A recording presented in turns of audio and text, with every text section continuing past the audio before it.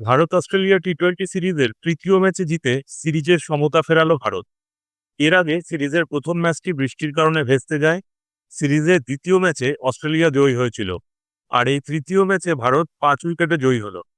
এই ম্যাচে ভারতীয় দলে ওয়াশিংটন সুন্দর এবং হরদীপ সিং সুযোগ পেয়েছিলেন, এবং এই ম্যাচে ভারতের জয়ের পিছনে এই দুজনের অবদান সবথেকে বেশি হয়ে থাকলো। সিরিজের এই তৃতীয় ম্যাচে ভারতের খেলায় অনেক কিছু পজিটিভ থাকলেও কিছু নেগেটিভ পয়েন্টসও থাকলো। এই পয়েন্টসগুলো নিয়ে পরে আলোচনা করছি, তার আগে ম্যাচটির সংক্ষিপ্ত আলোচনা করে নেই। ভারত টসে জিতে প্রথমে বল করার সিদ্ধান্ত নিয়েছিল।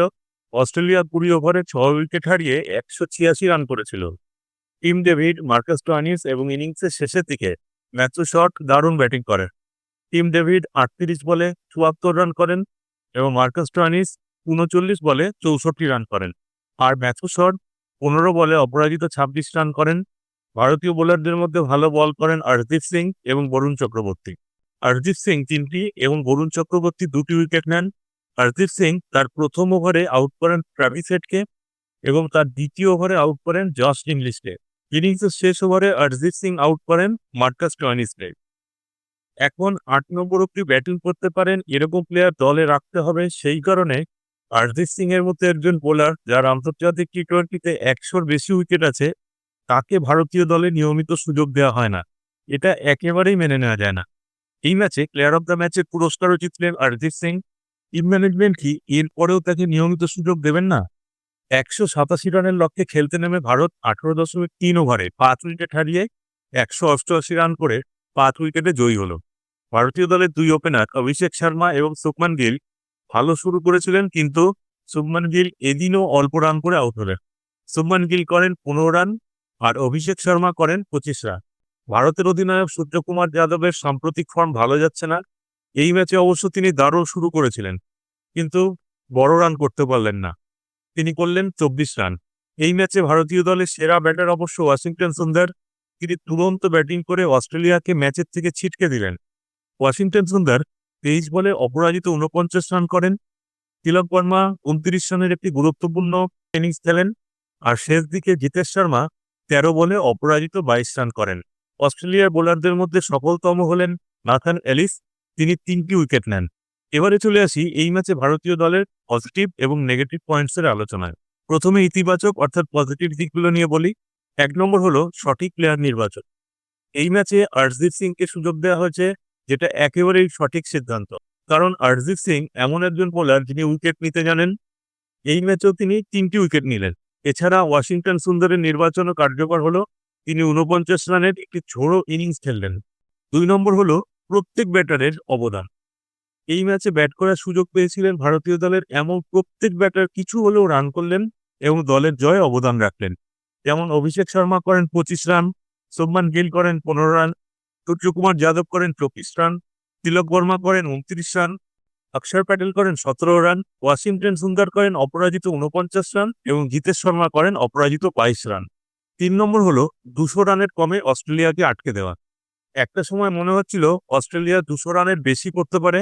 সেই জায়গা থেকে ভারতীয় দল 200 রানের কমে অস্ট্রেলিয়াকে আটকে দিল, সেটা যথেষ্ট কৃতিত্বের। হোবার্টের বেলেরি বোভালের ব্যাটিং সহায়ক উইকেটে অস্ট্রেলিয়াকে এই 200 রানের মধ্যে আটকে দেওয়া ভারতীয় বোলারদের জন্য যথেষ্ট কৃতিত্বের।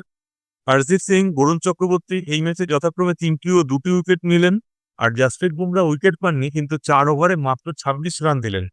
এবারে নেতিবাচক অর্থাৎ নেগেটিভ দিকগুলো নিয়ে বলি। 1 নম্বর হলো ভারতের অধিনায়ক সূর্যকুমার যাদব এবং শুভমান গিল বড় রান পাচ্ছেন না। সাম্প্রতিককালে সূর্যকুমার যাদব এবং শুভমান গিল টি-20 ক্রিকেটে খুব একটা ভালো ফর্মে নেই। শুভমান গিল টেস্টে দারুণ খেলছেন, কিন্তু সাদা বলের ক্রিকেটে সেই ফর্মে তাকে দেখা যাচ্ছে না। এদিনও দুজনেই ভালো শুরু করেছিলেন, কিন্তু বড় রান করতে পারলেন না।